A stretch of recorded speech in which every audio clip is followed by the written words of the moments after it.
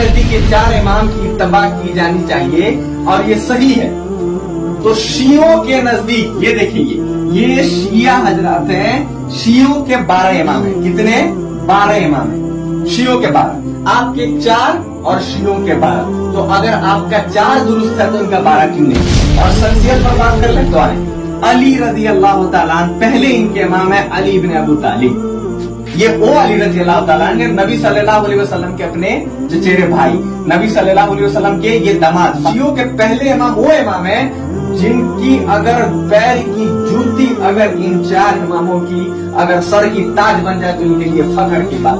इमाम है इमाम कायनात जनाब मोहम्मद रसूलुल्लाह सल्लल्लाहु अलैहि वसल्लम। आपको किसने कहा था इमाम अबू हनीफा को इमाम बनाने के लिए? जनाब, आप सारी हदीसों को, पूरे कुरान की आयत को उठा लें, पूरी दुनिया की हनफियत को उठा लें और एक वाहिद ऐसा दलील ला दे, सिर्फ वाहिद एक दलील का मैं मुतालबा करता हूँ जिसमें अल्लाह या अल्लाह के रसूल सल्लल्लाहु अलैहि वसल्लम ने फरमाया हो कि तुम इमाम अबू हनीफा, इमाम शाफी, इमाम मालिक, इमाम मोहम्मद बिन हंबल रहमतुल्लाह किसी का मुकल्लिद बन जाओ, किसी की तकलीद करो। एक दलील ला दे, वाहिद एक का मैं मुतालबा करता हूँ, वाहिद एक। तकलीद की लानत वो लानत है ना कि उम्मत मुस्लिमा को शिर्क फिल रिसालत में मुब्तला करके छोड़ती है। आप तकलीद को मजाक समझते हैं?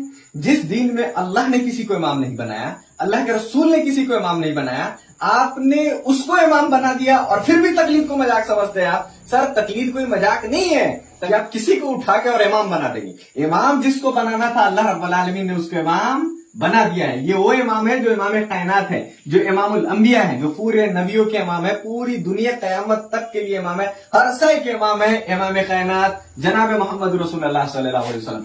आपको किसने कहा था इमाम अबू हनीफा को इमाम बनाने के लिए? जनाब, मेरा चैलेंज है, कुरान हकीम से पूरी आयतों को उठा ले।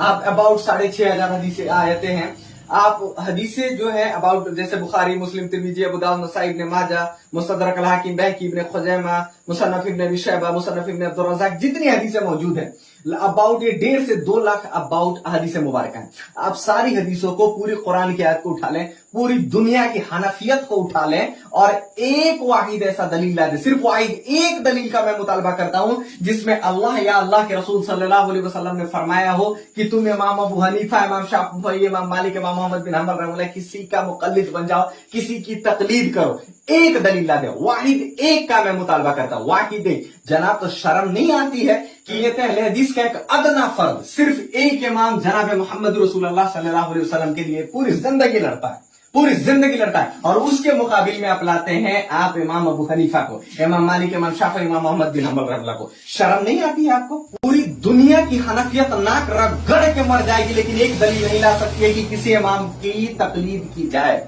चलिए एक लॉजिकली मैं बात करता हूं। आपके नजदीक 4 इमामों की तकलीद की जानी चाहिए, ये आज उम्मत पर फर्ज हो चुकी है। Very good.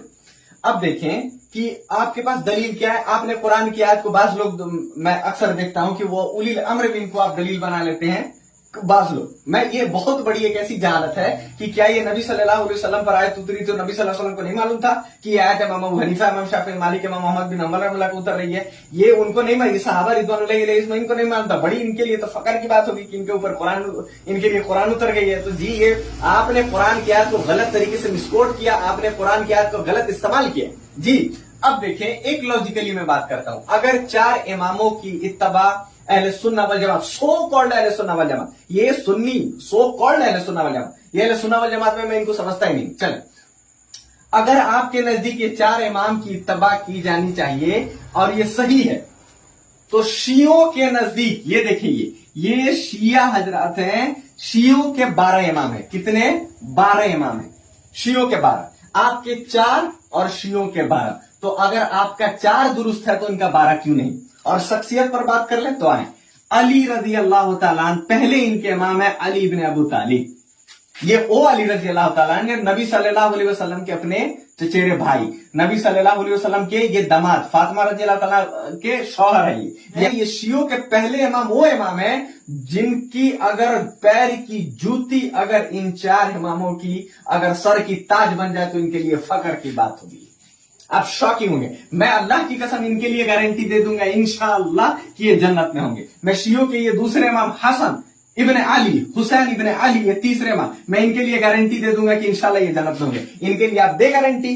मैं तो गारंटी नहीं दे सकता भाई, ना तो ये कुरान में आया, ना तो हदीस मुबारक में आया, ना तो ये कोई चारों इमाम में से कोई इमाम, ना तो कुरान में आया, ना तो हदीस मुबारक में आया। इनकी ये तो जो है अल्लाह के नबी की जुबान पे है। अल्लाह सुब्हानहू व तआला जो है कुरान हकीम में इनकी तरफ जो है आयतें नाजिल कर दी, इनके लिए आयतें नाजिल कर दी जी। लेकिन आपने ये जिसको इमाम बनाया है, ना तो कुरान में आया, ना तो हदीस मुबारक में आया। इसीलिए मैं कहता हूं कि दीन के अंदर सिर्फ वाहिद एक इमाम बनाया जाए, वो है मोहम्मद रसूलुल्लाह सल्लल्लाहु अलैहि वसल्लम, जिनके लिए गारंटी अल्लाह रब्बुल आलमीन ने खुद गारंटी ली है। बाकी किसी की कोई राय के दाने के बराबर गारंटी नहीं है कि किसी की तकलीफ की जाए और आप जन्नत में दाखिल हो जाए जी। अब देखें कि आप लोगों ने फिरका वारियत क्रिएट किया है। फिरका वारियत, दीन को टुकड़ा टुकड़ा, उम्मत मुस्लिमा को टुकड़ा टुकड़ा बांटने की जिम्मेदारी और काम आप कर रहे हैं जी। आपने इमाम अबू हनीफा को इमाम बनाया, अल्लाह ने नहीं बनाया, अल्लाह के रसूल ने नहीं बनाया, तो दीन को टुकड़ा टुकड़ा किसने किया? आपने इमाम मालिक, शाफी, इमाम अहमद बिन हंबल रहमतुल्लाह को आपने चार को अलग अलग इमाम बनाया। इनकी अलग अलग इनकी सेक्ट निकली, इनके जानिब जो है कम से कम 10 इनकी फिरका मौजूद है। कादियानी जो नबी सल्लल्लाहु अलैहि वसल्लम को आखिरी नबी नहीं मानते हैं, वो भी अबू हनीफा को मानते हैं, वो भी हनफी हैं जी।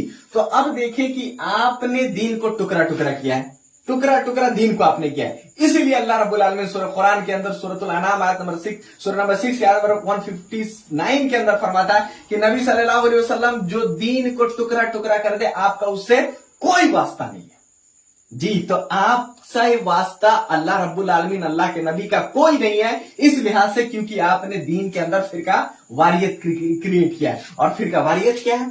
अगर कोई शख्स अपने दीन से जुदा हो जाए, अल्लाह के नबी की दीन आई, कुरान हकीम इन पर नाजिल हुई, नबी सल्लल्लाहु अलैहि वसल्लम की सुन्नतें आई, ये दीन था।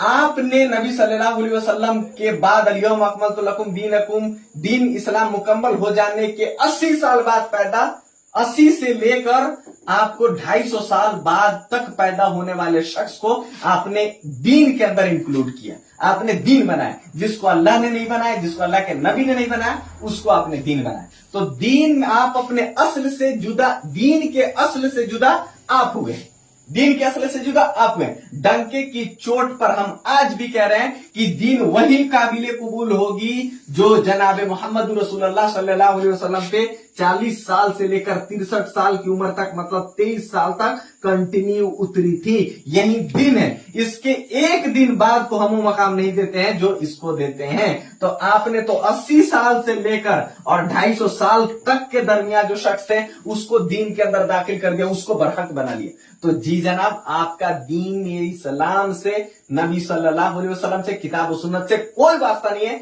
सिवाय इसके कि आपने फिरका वारियत क्रिएट इस्लाम के अंदर करना है।